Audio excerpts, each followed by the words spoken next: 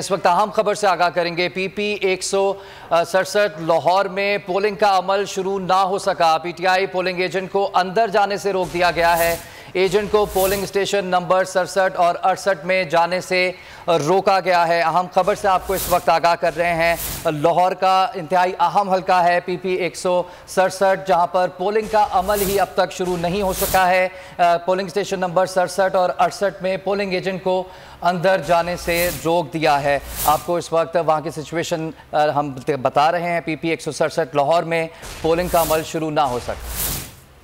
कितनी देर से यहाँ खड़े हो, क्या मसला आ रहा है? हमें 15-20 मिनट हो गए यहाँ खड़े हुए और पोलिंग के लिए हम लोग आए हैं काफ़ी देर से, लेकिन पोलिंग शुरू होने में भी थोड़ा सा टाइम रह गया, 15-20 मिनट रह गए हैं, लेकिन अभी तक कोई अंदर नहीं जाने दे रहा है। आप किस उम्मीदवार की? पीटीआई की तरफ से। हाँ जी, सारे पीटीआई की खड़े थे? हाँ जी बिल्कुल। पोलिंग का अमल अब तक शुरू नहीं हो सका। पीपी 167 लाहौर में पोलिंग का अमल अब तक शुरू ना हो सका। पीटीआई के पोलिंग एजेंट को अंदर जाने से रोक दिया गया है। एजेंट को पोलिंग स्टेशन नंबर 67 और 68 में जाने से रोका गया है।